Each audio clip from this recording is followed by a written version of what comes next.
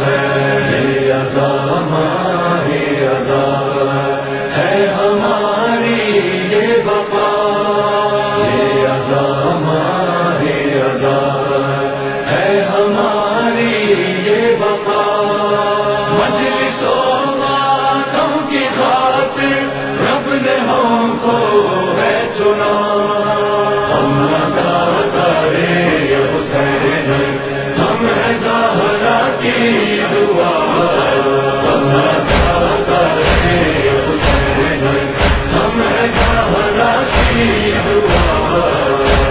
اگر امام حسین علیہ السلام کی شہادت کے بعد فرض کریں کہ یزید کربلا میں ہی محصور کر دیتا حضرت زینب اور حضرت ام کلثوم اور باقی جتنے بھی اہل حرم تھے، انہیں زمین دے دیتا، گھر دے دیتا اور یہاں سے باہر نہ نکلنے دیتا، اور امام حسین علیہ السلام کی قبر مطہر کو بہت خوبصورت بنا دیتا، تو نتیجہ کیا ہوتا؟ نتیجہ یہ ہوتا کہ شہادت امام حسین کیا ہو جاتی؟ مشکوک ہو جاتی، چھپ جاتی، پھر ایک افواہ اڑا دی جاتی کہ جی وہ آئے تو تھے، ایک دم سے ایک وبا آئی تھی، سب کے سب اسی میں چلے گئے. لیکن اللہ کو اس انقلاب امام حسین کو زندہ رکھنا تھا، لہذا یزید نے ایک ایسا کام کیا کہ جو انقلاب امام حسین کی بقا کا سبب بنا اور یزید ملعون خبیث لعنت اللہ علیہ کی بربادی کا سبب بنا. وہ کیا چیز تھی؟ وہ یہ کہ امام حسین علیہ السلام کی شہادت کے بعد امام حسین علیہ السلام کے جو گھر والے تھے ان کو اسیر کیا گیا. اب عموماً ہمارے یہاں فقط دو بہنوں کا ذکر کر دیا جاتا ہے، حضرت زینب اور حضرت ام کلثوم علیہم السلام. یہ دو بہت زیادہ افضل تھیں اس وجہ سے کہ یہ رسول اللہ صلی اللہ علیہ وسلم کی نواسیاں تھیں، یعنی جناب سیدہ سلام اللہ علیہ کی بیٹیاں تھیں. ورنہ مولا امیر المومنین کی ان دو بیٹیوں کے علاوہ اور بیٹیاں بھی تھیں کربلا میں، جیسے رقیہ بنت علی، ختیجہ بنت علی، صفیہ بنت علی، فاطمہ بنت علی، ام الکرام بنت علی. یہ ساری بیٹیاں تھیں مولا علی کی جو کربلا میں تھیں، لیکن جو سب سے بلند مقام تھا وہ ان دو دختران کا تھا، کیونکہ وہ مولا امیر المومنین کی دختران ہونے کے ساتھ ساتھ جناب سیدہ کی بھی بیٹیاں تھیں اور رسول اللہ صلی اللہ علیہ وسلم کی نواسیاں تھیں.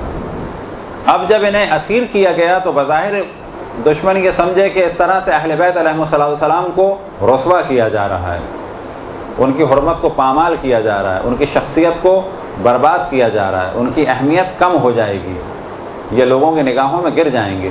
لیکن یہی اسیری سبب بنی کہ شہادت امام حسین محفوظ ہو گئی. اب ایک عام تاثر یہ ہے کہ جی کوفے کے حالات ایسی ہوں گے، لوگ ڈرے ہوئے ہوں گے. ایسا نہیں ہے. کوفے میں جس دن حضرت زینب سلام اللہ علیہ کو لانا تھا اس دن کوفے میں تقریباً 10,000 فوجی جو ہے وہ معمور ہوئے، کیونکہ یہ ایک بہت بڑا واقعہ ہونے والا تھا کہ حضرت زینب کو لانا ہے. یہ کوئی آسان معاملہ نہیں تھا. اسی طرح سے غلط فہمی عام طور پر مومن و مومنات کے درمیان ہے کہ جی جہاں سے گزرے وہاں پر پتھر پڑے، جہاں سے گزرے وہاں پر اہل بیت پہ ظلم ہوا.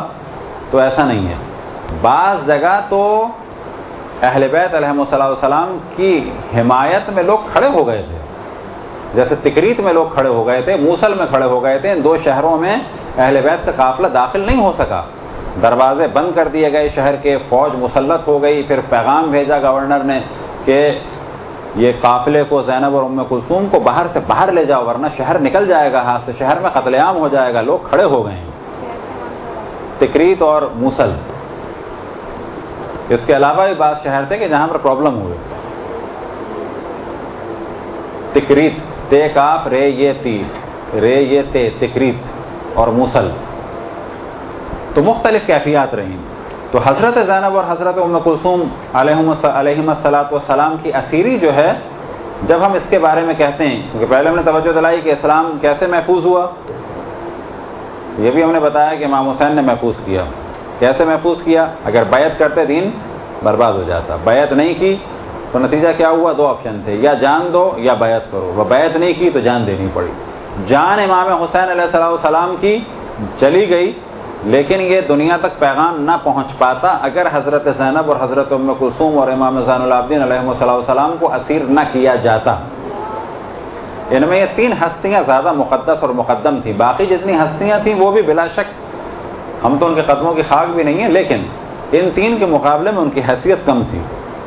جو اجتماعی حیثیت تھی وہ ان 3 کی تھی. اب جہاں جہاں شہروں میں پھرایا گیا تو ظاہر ہے جب کسی کو شہروں میں پھرایا جا رہا ہے، سر سامنے ہیں، تو یہ بات یزید خود بیان کر رہا ہے کہ میں قاتل ہوں، میں ہوں قاتل. بس پھر اس کو اسٹیپ بائی اسٹیپ بیان کریں کہ امام حسین نے دین کو بچایا اپنی شہادت کے ذریعے. شہادت امام حسین کو کس نے بچایا؟ ان اسیروں کی اسیری نے. اور باقی ان تمام واقعات کو اگلی صدیوں میں کس نے بچایا؟ عزاداری امام حسین علیہ السلام نے. بس آج اگر دنیا میں عزاداری بند کر دی جائے تو 20-30 سال کے بعد کیا ہوگا؟ فرض کی بات ہے، اب تو ختم ہونے والی چیز نہیں ہے یہ. تو کیا ہوگا؟ تھوڑے دن میں یزید کے ساتھ بھی رضی اللہ تعالیٰ عنہ لگے گا. پھر اس کے بعد تھوڑے دن میں جیسا کہ مسلمانوں میں بعض فرقے یعنی اہل سنت کے بعض فرقے کھل کے کہتے ہیں کہ یہ 7واں خلیفہ ہے، تو وہ 7واں خلیفہ بن جاتا یا بن جائے گا. پھر کیا ہوگا؟ جس طرح سے اور بہت سارے لوگوں کے ساتھ احترام کے القاب لگائے جاتے ہیں، اس کے ساتھ بھی لگیں گے. پھر کیا ہوتا؟ دین برباد ہو جاتا. بس ان تینوں مرحلوں میں اگر آپ دقت کریں تو وہی نتیجہ ہے. امام حسین اگر بیعت کرتے دین برباد ہو جاتا. امام حسین نے بیعت نہیں کی، شہادت کو قبول فرمایا. شہادت امام حسین مشکوک ہو جاتی اگر کون نہیں ہوتے؟ اگر اسیری نہ ہوتی. اسیری بھی بھلا دی جاتی اگر عزاداری نہ ہوتی. بس آج کے دور میں عزاداری کے معنی کیا ہیں؟ دین کی بقا. جس طرح سے شہادت امام حسین کے ذریعے سے دین بچا، جس طرح سے اسیروں کے ذریعے سے شہادت امام حسین بچی، آج اسی عزاداری کے ذریعے سے ہدف امام حسین باقی ہے، اسیران کربلا کی اسیری باقی ہے اور دین باقی ہے. برحمتك يا أرحم الراحمين وصلى الله على محمد